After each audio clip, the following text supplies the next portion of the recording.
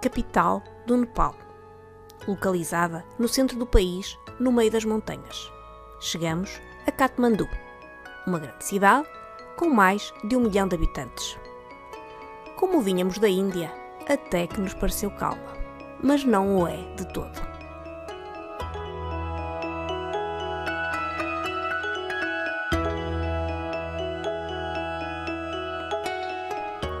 Ficamos em Tamel, na zona velha da cidade, cheia de comércio, hotéis e restaurantes, conhecida pela zona em que os mochileiros se concentram.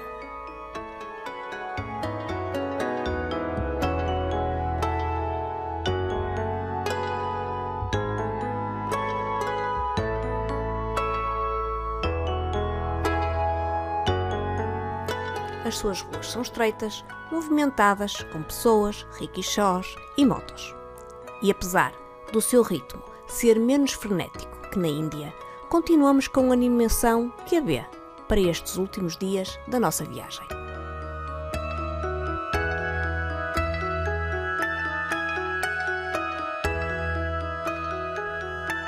Iniciamos a visita da cidade pelo Assa Bazar, um mercado tradicional no centro histórico em que lojas e vendedores ambulantes se alinham numa praça para onde convergem 5 movimentadas ruas. Desde alimentos, a especiarias, passando pelos têxteis e itens eletrónicos, velas e censos e lembranças, um pouco de tudo é vendido por cá.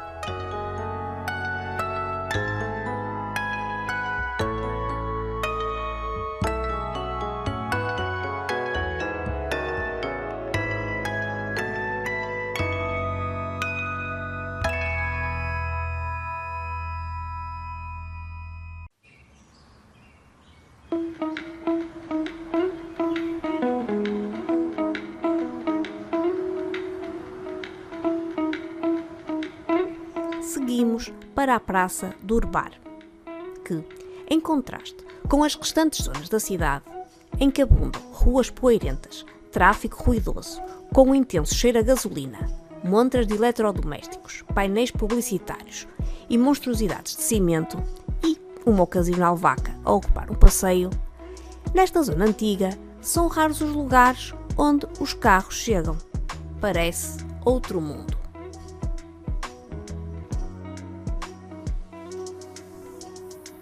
Trata-se de um local pleno de história, onde se reúnem pedra sobre pedra, madeira sobre madeira, um lindíssimo património cultural da Unesco.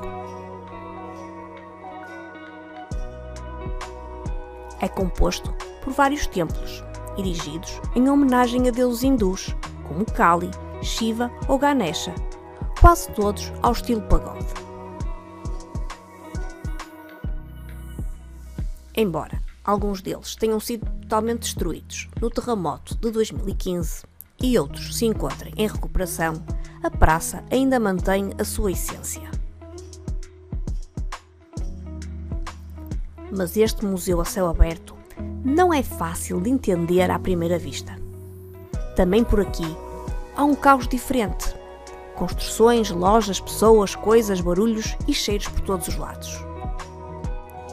Falamos de cheiros a madeira e incenso queimado, do som dos sinos tocados pelos crentes nas suas ofrendas, o revoar das pombas junto à entrada do Palácio Real e as vacas sagradas que por lá vagueiam. É preciso ir absorvendo o ambiente com calma, dar tempo, circular até começar a entender.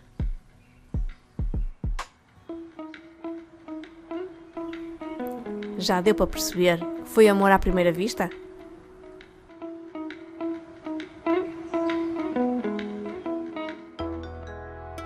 Numa estrutura de 3 andares de tijolos vermelhos, cheia de detalhes, entalhes e janelas em madeira, datada de 1700, vive a Kumari, que literalmente significa a Virgem.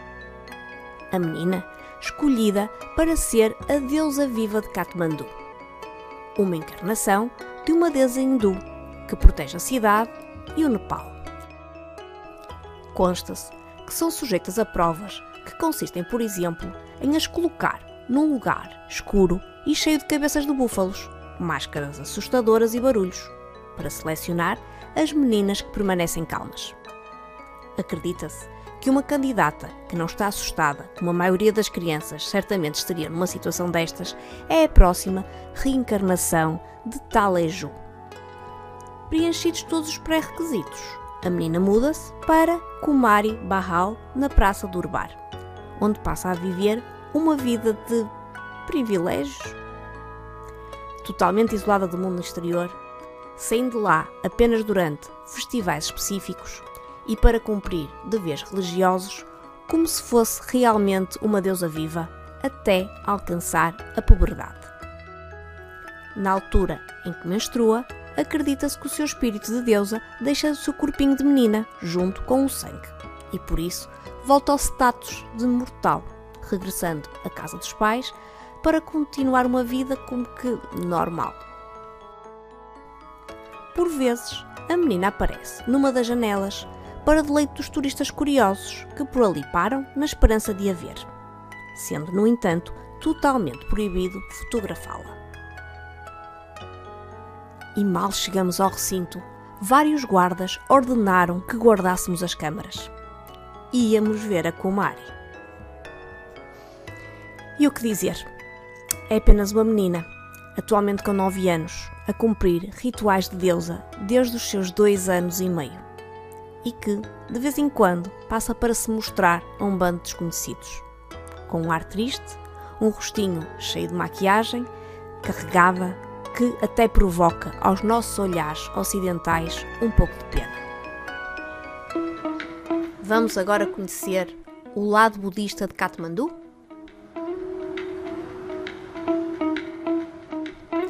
Ao subir os seus 300 e poucos degraus, chega-se ao Siam Bunat Temple, também conhecido por Monkey Temple, no topo de uma colina na periferia de Katmandu, e que assim tem uma vista fabulosa da cidade e das montanhas.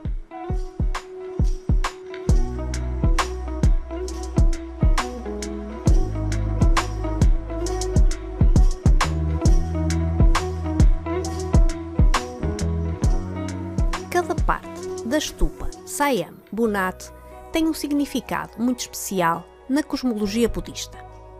O domo representa o útero, enquanto que os 13 discos no pináculo representam os passos na direção ao Nirvana. Os 9 santuários dourados ao redor da stupa contêm imagens que retratam os diferentes aspectos de Buda através de elementos como terra, água, fogo, ar e espaço.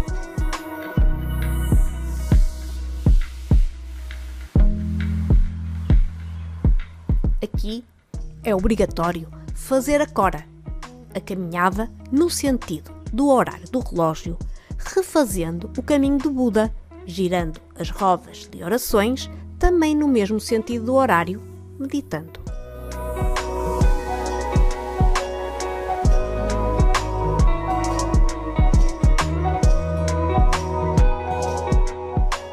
Aqui próximo fica o Amideva Buddha Park, onde se encontra a maior estátua de Buda do Nepal, o Buda Sakyamuni. O Buda histórico começou a vida como Siddhartha Gautama. É esta forma, ou Amideva do Buda, que está associada à longevidade. A tigela gigante que tem nas mãos contém o néctar da imortalidade.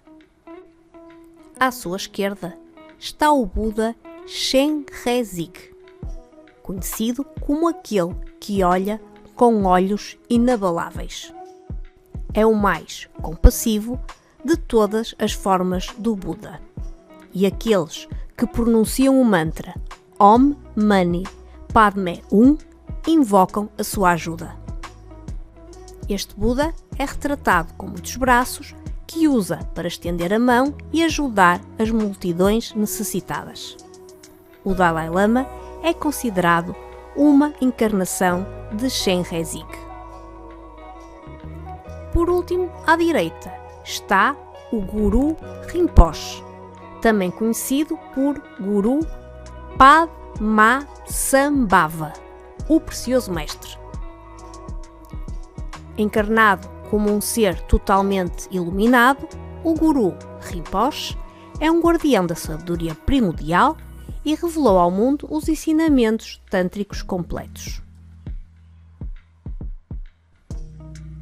Ainda na rota do budismo, fomos conhecer uma das maiores stupas da Ásia, com um diâmetro de 120 metros, e que é um dos principais cartões postais da cidade de Katmandu, o Bonadat Stupa. À distância, é logo bem visível o seu domo branco, com os olhos de Buda parecendo elevar-se sobre a cidade ao redor, como uma mandala gigante de paz e beleza. Os olhos giram em todas as direções. Na verdade, os olhos que tudo veem em direção a todos os pontos cardinais simbolizam a omnisciência de Buda e a necessidade de olhar para dentro, e o que parece o nariz do Buda é na verdade o número 1, que representa a unidade de todas as coisas, a unicidade do mundo.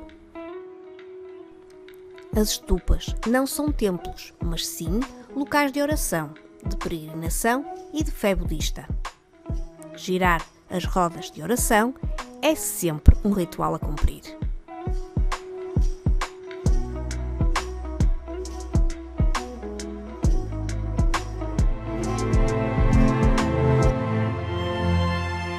Mas agora preparem-se. Vamos entrar noutro mundo.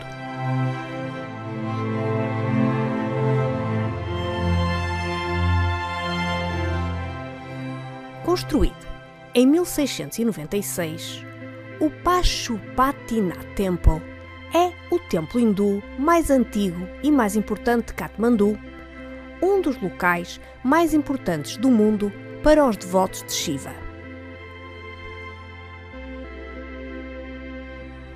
Situado nas margens do rio Bagmati, o complexo de templos, localizado dentro de um pátio fortificado e guardado por forças militares nepalesas, faz parte da lista dos Patrimónios Mundiais da Unesco e é reconhecível em toda a cidade pelo telhado dourado cintilante e ao estilo arquitetónico de pagode.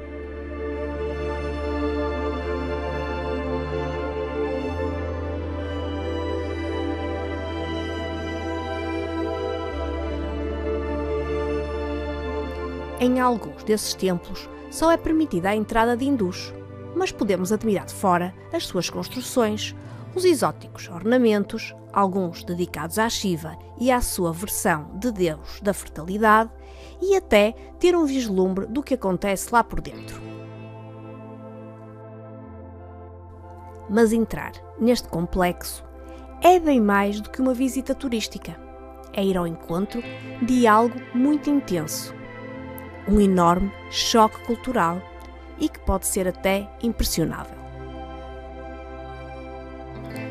Quando nos deslocamos a destinos como este, estamos dispostos e abertos ao diferente, mas nem sempre esta abertura nos prepara para o que vemos por cá. Nas margens do rio Bagmati foram construídos ghats, umas escadarias de cremação, tal como os de Varanasi na Índia. Shiva é o deus da destruição e da regeneração, ou seja, a destruição do corpo é uma transformação necessária e a cremação é parte deste processo.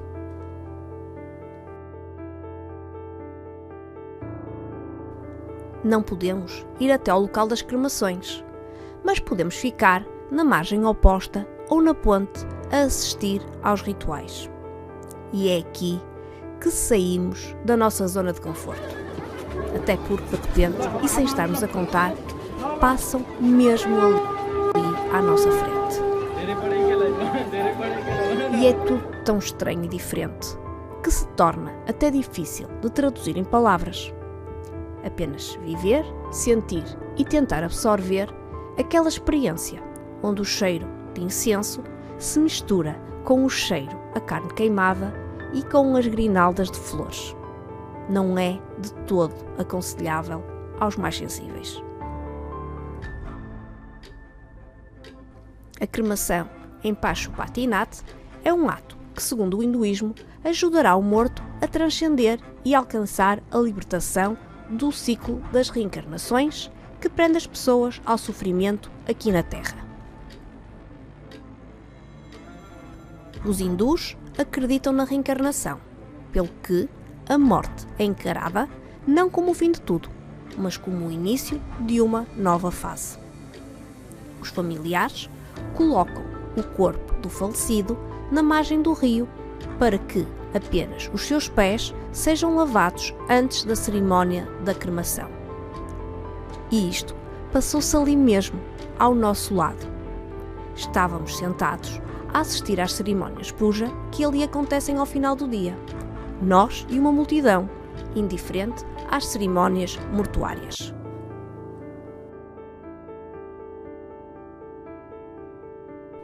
Na cerimónia em si, é o filho mais velho que acende as chamas da pira crematória e dá 3 voltas no sentido do horário ao redor do corpo, acendendo aos poucos as chamas, que são criadas usando um feixe de palha, de cânfora e incensos. A maioria dos hindus são cremados porque acreditam que o fogo funerário liberta a alma do corpo e purifica, servindo ainda a cremação como uma oferenda ao deus do fogo, Agni. Todo o ritual ajuda no processo de libertação da alma e no alcance da iluminação.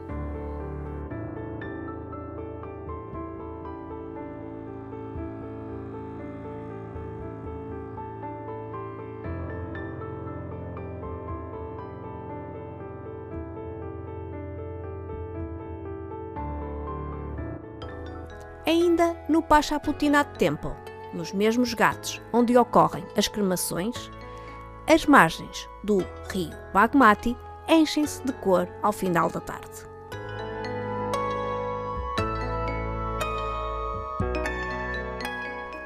O rio Bagmati, que nasce nos Himalaias, é o rio mais sagrado do Nepal, à semelhança do rio Ganges na Índia.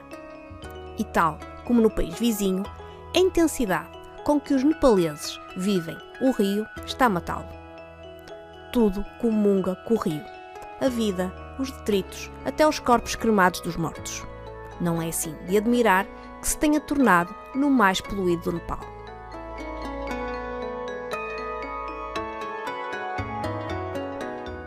Mesmo assim, crentes de que têm o poder de purificar almas, todos os dias, ao final da tarde, os hindus, maioritariamente mulheres, rumam às suas margens para rituais religiosos.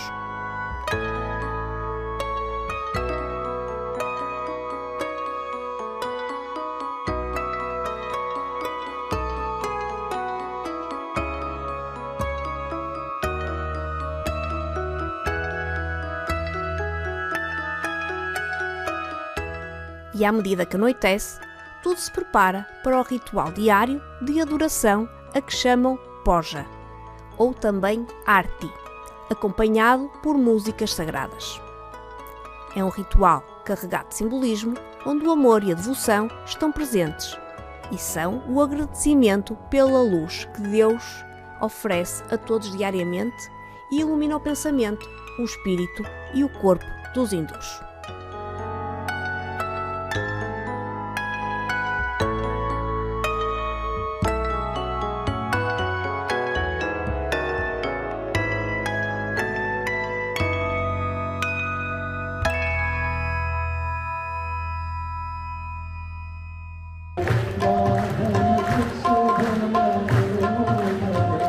Neste Ghat, com o Bagmati aos nossos pés, ouvimos suaves cânticos, recebemos a bênção do fogo e sentimos toda a energia hindu. No início, sentimos-nos meros espectadores, mas com o desenrolar da cerimónia fomos envolvidos, vibramos e desfrutamos deste momento como se fizéssemos parte deste amor e devoção. Sem dúvida, um dos momentos altos desta viagem.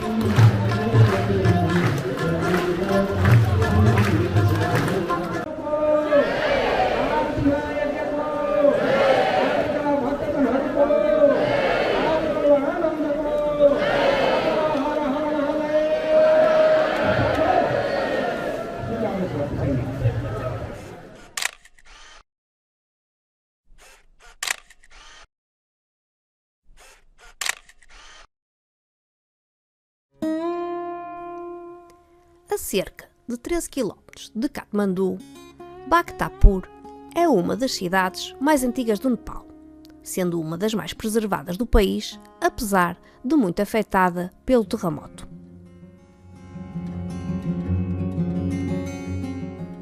É uma cidade tranquila, sem carros no centro ou tumultos no trânsito, sem poluição.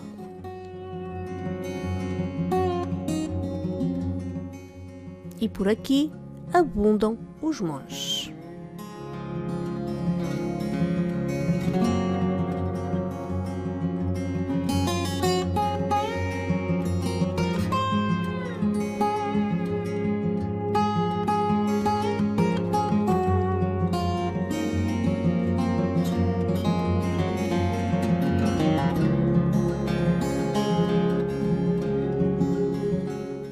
Estruturas como a do elefante, considerado sagrado para os hinduístas.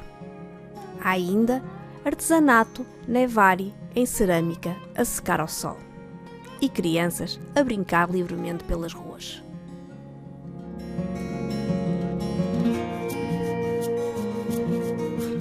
Percorrendo a única grande rua da cidade, entre a Praça do Urbar e a Praça dos Oleiros, fomos espreitando pelas ruas laterais e fomos vendo os seus habitantes a moer cereais na rua ou a colocá-los a secar em cestos redondos, a conversar com o vizinho ou a sair de casa com 2 cântaros na mão para ir buscar água à fonte mais próxima.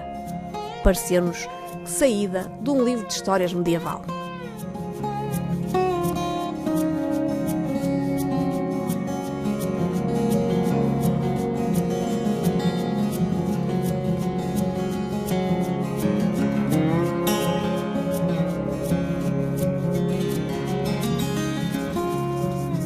Existe também, em Bhaktapur, uma praça do Urbar, com uma combinação de pagodes e templos com soberbas esculturas e entalhes em madeira.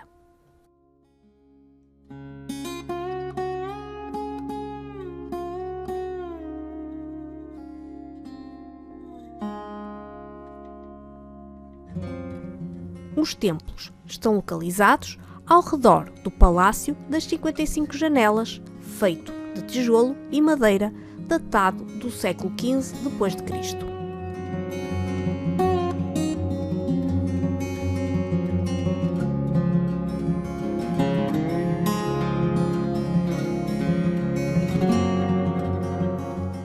A entrada principal para o pátio do antigo Palácio das 55 Janelas faz-se pela Golden Gate, que é um exemplo de excelência da arquitetura enfeitada com criaturas míticas.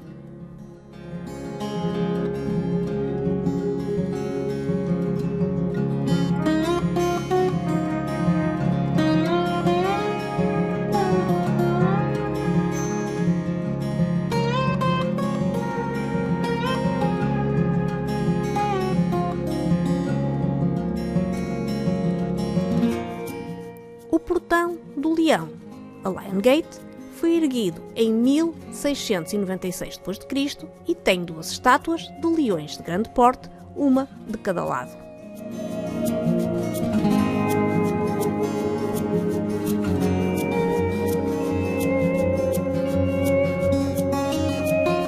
As estátuas do Sr. Shiva e o Grashandi são 2 das grandes atrações deste portão. Acredita-se que, na altura, o rei mandou cortar as mãos dos artesãos depois destes concluírem esta obra de arte, para garantir que tal trabalho não fosse repetido noutro lugar.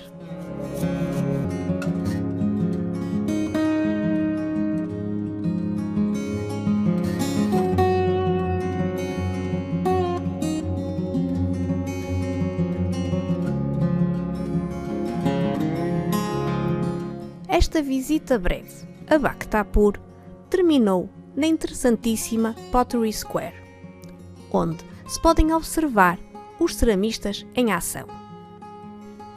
É aqui que são feitos os vasos de cerâmica de forma bem tradicional. Os artistas aproveitam a sombra dos alpendres para fazerem os seus púcaros de argila sob rodas de madeira, como vêm fazendo desde há séculos, juntando pacientemente mais um pote aos milhares que jazem pelo chão, cobrindo quase toda a praça, à exceção de uns carreiros para os peões. Depois da Índia, este caos diferente fez-nos parar. Sim, porque cá também há lojas, pessoas, coisas, barulhos e cheiros por todo o lado. Mas aqui, a natureza e a espiritualidade falam mais alto.